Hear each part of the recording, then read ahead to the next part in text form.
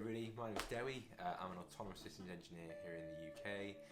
When I was going through university, I can't lie, I felt a continuous stream of anxiety about the future, wondering when I'll get a job, what job will I even get into, will it be suitably paid, and what would I be even doing? They were all things that I ultimately found myself thinking on a regular basis. So a little bit of background about me. So I graduated in 2019 in July with an aerospace engineering degree with pilot studies, so I'd done some pilot training too. And I came out in July and had no job lined up. So I had studied at the University of Liverpool in the UK, loved my time there, had lots and lots of friends, and all of a sudden those friends were going back to wherever they come from, and the reality of adult life just like slams you in the face. That was a little bit of a sobering moment, I can't lie. Having to then figure out, am I going to go home, am I going to stay in Liverpool, what am I going to do, and where will I go next? All of a sudden, the next 3 or 4 months of my life ended up becoming just obsessively, how do I get a job? Who's going to take me on? How do I sort of brand myself and market myself? And I had just no idea, and I was just filled with a constant stream of anxiety. All of a sudden then I'm on LinkedIn and you see people getting new jobs and being promoted because some of them have had either internships previously and whatnot, and you see lots of people's successes and you see the fact that they get to a next stage of their lives, but instead of feeling like happy for them, you always just feel completely jealous. And then fast forward 4 months, I ended up getting my first job in consultancy, which ended up not really being for me, but I had to move my entire life down to the southwest in Bristol, which is seen as kind of the engineering sort of hub in the United Kingdom. And then now fast forward 2 years, I'm now an autonomous systems engineer working on drones, artificial intelligence, all that, and I love it. But it just sort of brought back the reality to me that finding jobs is difficult, and I was quite fortunate in the first job that I had to be mentoring a lot of graduate students, to be seeing firsthand what it's like from the other side of the fence, so seeing graduates come in, submitting applications, trying to sell themselves, and through that, and through even marking graduate applications, I've learned very, very quickly what it takes to actually get into a lot of these companies on graduate schemes, how to design your cover letter, how to design your CV in a way that people notice and take note, and that gives them the information they need. But even with all that, I still remember the crippling anxiety, the demotivation I had, and also my lack of belief in myself that often ended up getting kind of carried into the whole job application process. Because let's face it, who can kind of comfortably apply for a job, put down on a CV and a cover letter about themselves when they don't even sort of feel reassured of themselves anyway? And that can come through. And so here's 4 tips now that I picked up on through my 4 months of just relentless applications after I graduated to trying to get out of consultancy, that I picked up on that will help you ultimately to become less and less anxious over the course of your job search.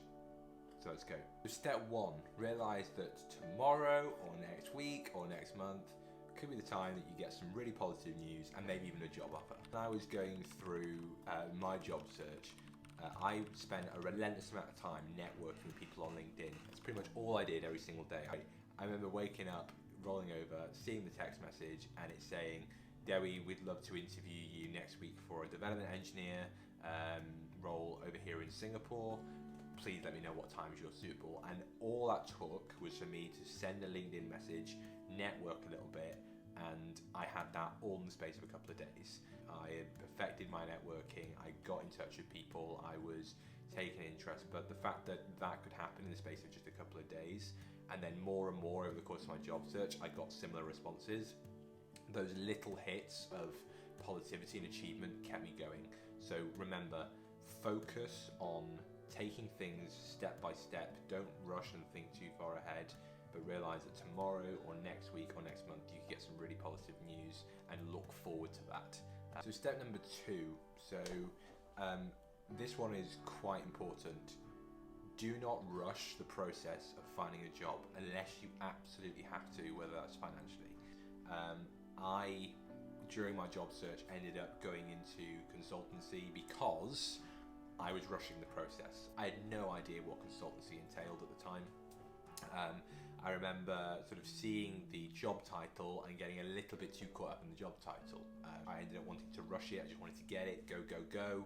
And so I ended up taking that job, signing a contract, because I was just, quite frankly, just unaware as a new graduate. I had not done this before, and that led to 18 months, quite ultimately, of a bit of misery. I didn't enjoy the work. I ended up doing stuff that I would never have wanted to do. And I understand there's an element as a graduate of some grunt work and needing to put in the work sometimes. But when that is your every single day for 18 months and it doesn't look like it's ever going to change, that is very, very difficult. So I would kind of encourage you, from sort of my experience, do not rush it, because if you rush it, you will end up where you don't want to be. But if you just take that extra time, you might end up having an email or a call from a company that you want to work at. And again, that also happened to me. I got a job with a consultancy company, and as I signed the contract, 2 days later, I got an email requesting for interview with a huge company in the UK called BAE Systems.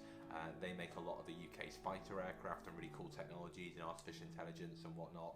Really big contractor. And I would have loved to work for them making drones and airframe stuff, basically proper aerospace engineering stuff.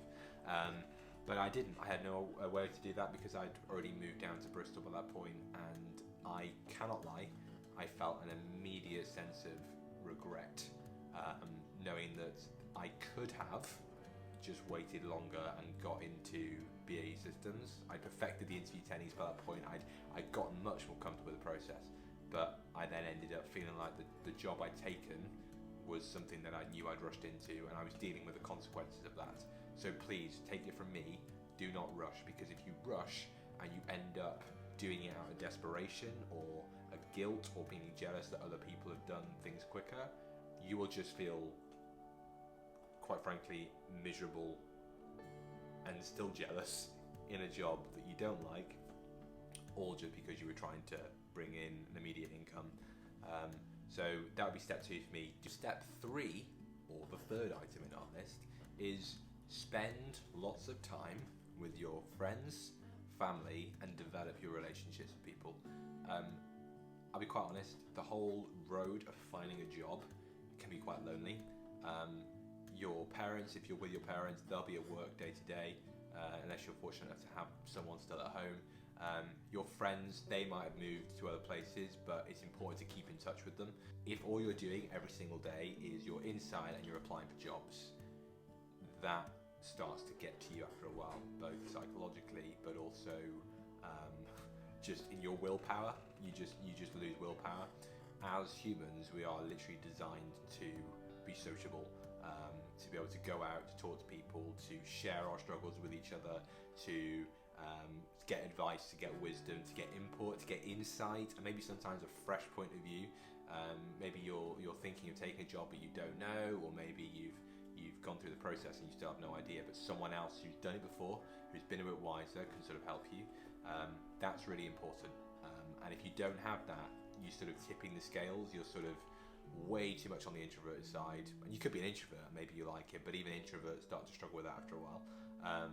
And then you could then be too much on the extroverted side, where maybe then you're just not doing enough. So it's all about balance. One of the things that you have to be mindful of is getting outside. Being inside too long is not good for you. You need vitamin D, you need to look after yourself, and it's really important that you get out, you have a walk, you do and you enjoy your hobbies, you disconnect, and you just focus on enjoying yourself too. Life is not all about finding the job, all about finding the career. You need to make sure you're taking care of yourself first, giving yourself that energy and the rest that you need, so that tomorrow you can get into it and slam out all the applications you need to do. Point number 4 is to help others who are in the same boat. The job search is lonely. It's not easy. And if you're able to help other people and check in on some of your other cohort or some of your friends, or even if you might have other areas of your family that are applying for jobs, checking in with them and helping them out and sharing some tips, sharing some of the insights you've had, or even just helping someone that might be a bit more nervous for interviewing. all those things are really helpful, and by you helping others, that just encourages you to, and actually you helping that other person may help you realize something and go, actually, I've not tried that, maybe I should try kind of displaying my CV in that way. Maybe I should relax a bit more when it comes to interviews, because maybe you showed me that being more relaxed helps me to be able to communicate answers better. I don't know. But it's really important to help other people, because it just brings you, I guess, some fulfillment. You feel like you've not only helped yourself in the week, but by helping other people, you feel like you're kind of carrying the ball and passing it down. So that would be sort of point number 4 that I would say, which is to help other people and make sure that you're taking care of yourself by also helping other people. It can be part of that point number 3. So I hope all of that has been really helpful. This is my first video on YouTube. It's been a bit interesting. I probably have taken like 3 or 4 takes for each point, because I just know what I want to say, but I just forget it. So if this video has been remotely helpful to you, please like, share, subscribe, put down in the comments sort of what's helped you to ultimately get through the whole job search better, and what's helped you deal with maybe some anxiety and whatnot. If there's anything specifically you'd like to hear from me, please again just let me know. Give me a message on Instagram and Twitter. Just get involved. I want to really try and create a community of lots of young adults who are working, and even people who have just been working for years and they've just got great insights. I want to be able to create a community around that. And I'm going to have more and more videos coming around these topics, but also sort of more exciting topics around engineering, autonomous systems, software engineering. I want to try and really pass all that on, anything that I learn. And ultimately just really try and document the process. I've got some projects I want to get involved with, particularly around humanitarian relief, and also building some apps. I'd love to sort of take you on the journey. So please like, share and subscribe. And it'd be great to hear off you personally and let me know where this video's been helpful. So yeah, enjoy yourselves, have a great day, and see you soon.